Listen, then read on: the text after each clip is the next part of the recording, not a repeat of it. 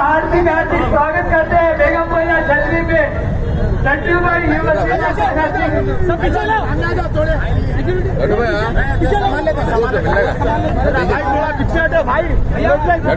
लड्डू भैया सुकून से टेंशन रखो भाई भाई जरा पीछे ना भाई एक मिनट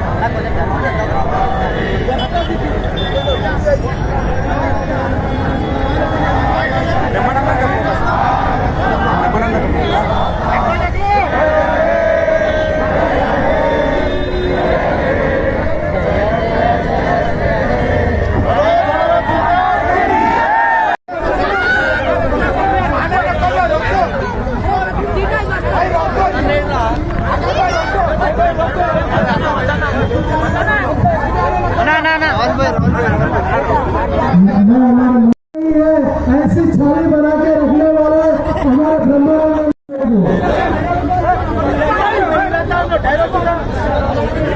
बैग्स के लिए बच्चों को लेके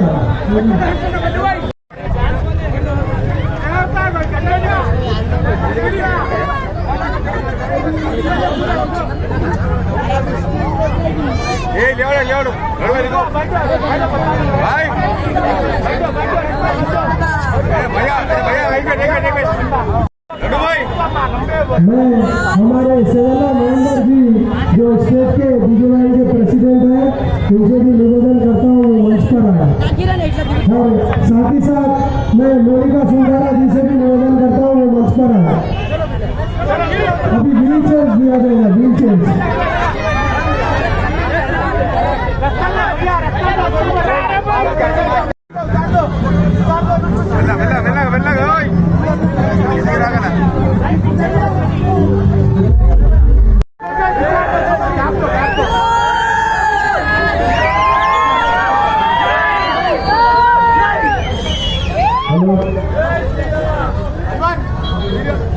అందరికీ నా హృదయపూర్వకమైన నమస్కారం.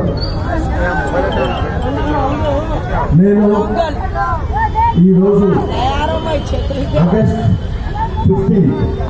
15 ఆగస్ట్ 3 రంగుల జెండా తిరంగ పతాక ఎగరేసుకుని 78వ సంవత్సరంలో అడుగుపెట్టిన భారతదేశపు స్వతంత్ర దినోత్సవం సందర్భంగా నేను ఇక్కడ భగత్ సింగ్ యువసేన వారు నిర్వహించేటువంటి ఈ కార్యక్రమంలో నేను పార్టిసిపేట్ చేయడానికి ఇక్కడికి వచ్చాను. నాకు చాలా అదృష్టం కింద భావిస్తున్నాను. ఎందుకంటే ఇన్ని సంవత్సరాలుగా ప్రతి సంవత్సరం ఆగస్టు 15 వచ్చిందంటే మన భారతదేశం, మన భారతీయులు, మన భారతదేశానికి స్వతంత్రం తెచ్చినటువంటి మహనీయులందరినీ స్పృహలోకి తెచ్చుకొని వారిని గౌరవించుకుని వారిని పూజించుకునేటువంటి ఒక పవిత్రమైన దినం మనకు ఒక పండుగ దినం. ఒక దీపావళి, ఒక సంక్రాంతి, ఇలాగా ఒక రాత్రి లాంటి పండుగ ఎలాగో అలాగే మనకు స్వాతంత్ర దినం కూడా అంత అద్భుతమైనటువంటి పండుగ. ఈ స్వాతంత్ర పండుగ అంటే ఏదో జెండా పట్టుకుని మనందరం చాలా పవిత్రం వందే మాత్రం అని మనం పాట పాడుకుంటే సహజమైనటువంటి విషయం. కానీ ఇప్పుడు మనం గుర్తుంచుకోవాల్సినటువంటి విషయం, మనం స్పృహలో తెచ్చుకోవాల్సినటువంటి విషయం ఏంటంటే మన కోసం మనందరం ఇక్కడ ఉన్నాం. మన కోసం, మన దేశం కోసం ఎక్కడో బోర్డర్స్లో ఉండి చలికి, ఎండకి, వానకి పెంచుకుని భార్యాపిల్లల్ని వదిలేసి ఎక్కడెక్కడో ఉన్నటువంటి వాళ్ళందరూ మన జీవితాన్ని త్యాగం చేసి మన దేశాన్ని రక్షించడం కోసం ప్రయత్నం చేసి మనల్ని హాయిగా ఇవాళ ఉత్సాహంగా మనం ఉండడానికి కారకులైనటువంటి జై జవాన్, జై జవాన్, జై జవాన్. ఆ తర్వాత పొద్దునే లేచి మనం ఒక ముద్ద అన్నం తినగలుగుతున్నాం, మనం ఆహారం తీసుకోగలుగుతున్నాం అంటే పొద్దున్న లేచి ఆరుగాలం కష్టపడేటువంటి రైతులు ఉన్నారు. వాళ్ళు కనుక కష్టపడకపోతే మనకి బియ్యం ఉండదు, మనకి భూజనం ఉండదు, మనకి కష్టం ఉండదు. ఎప్పుడైతే కష్టపడి వాళ్ళు చెమటొచ్చి మనకి కావలసినటువంటి ఇన్ని కోట్ల మంది 140 కోట్ల మంది జనాభాకి వాళ్ళ ఆహారాన్ని పండించేటువంటి రైతు దేవుడు, ఆయన రైతు బంధుకి జై కిసాన్, జై కిసాన్, జై కిసాన్ అని నినాదం చెప్పినటువంటి లాల్ బహదూర్ శాస్త్రి గారు వాళ్ళిద్దరూ మన భారతదేశానికి వెన్నెముకలంటారు. వీళ్ళు బ్రిటిష్ వాళ్ళు మనం పరిపాలించేటప్పుడు ఇక్కడ అద్భుతమైనటువంటి సేవ చేసి ఎంతో కష్టాలు పడి ఎన్నోసార్లు జైలుకి వెళ్ళి బ్రిటిష్ వాళ్ళ చేత దెబ్బలు తిని ఎన్నో ఇబ్బందులు దోచుకుని ఆడ మగ అనేటువంటి తేడా లేకుండా ఎంతో మంది ఎన్నో రకాలుగా ఈ దేశానికి స్వాతంత్రం రావడం కోసం ఎంతో కష్టపడ్డారు. ఆ కష్టపడిన వాళ్ళు చాలా మంది ఉన్నారు. Mahatma Gandhi, father of the nation. ఆ తర్వాత ఉన్నటువంటి వాళ్ళు, అందుకే మీ అందరికీ తెలుసో లేదో, గురుగారు అప్పారావు ఒక కవి ఒక ఆయన ఏం చెప్తాడంటే, దేశమంటే మట్టి కాదు, దేశమంటే మనుషులు.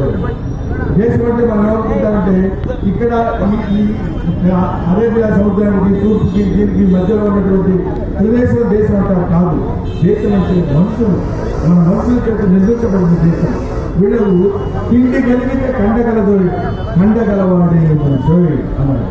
అప్పుడు తిండి కలిగితే బాగా మనం తినగలిగితే కండ ఉంటుంది.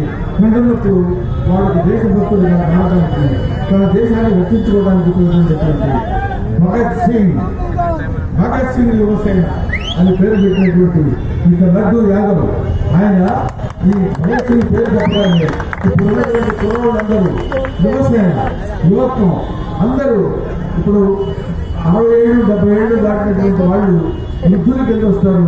చిన్నపిల్లలు 10-15 ఏళ్ళ టీనేజ్ లోపు ఉన్నటువంటి వాళ్ళు చిన్నవాళ్ళు అవుతారు. కానీ భారతదేశాన్ని నడిపించాల్సింది నడిపించేటువంటి శక్తి కలిగిన వాళ్ళు యువత కాబట్టి భగత్ సింగ్ యువసేన అనేటువంటిది ఇక్కడ నిర్మించి 8 సంవత్సరాలుగా ఈ అద్భుతమైనటువంటి కార్యక్రమాలు నిర్వహిస్తూ, ఇది సామాన్యమైనటువంటి విషయం కాదు.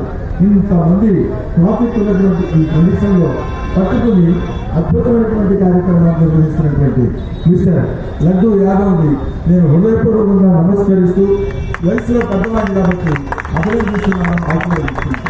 ఇంకా ఎన్నో ఇట్లాంటి కార్యక్రమాలు నెరవేర్చి దేశభక్తి అనేటువంటిది, ఎందుకంటే దేశభక్తి అంటే మనకి కొంచెం తక్కువ.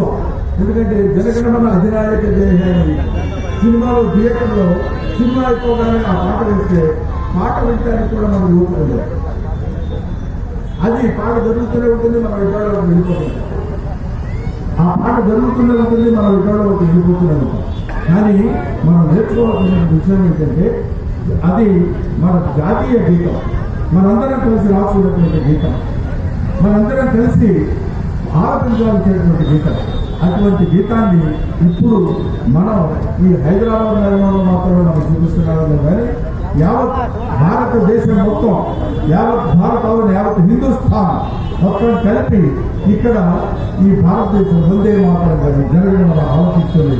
మనందరం ఒకటి, మనందరం ఎన్ని కులాలు, ఎన్ని మతాలు, ఎన్ని ఉన్నవాళ్ళు ఉన్నా సరే, ఎన్ని పార్టీలు ఉన్నా సరే, భారతీయులంతా ఒకటి, భారతదేశం అంతా ఒకటి.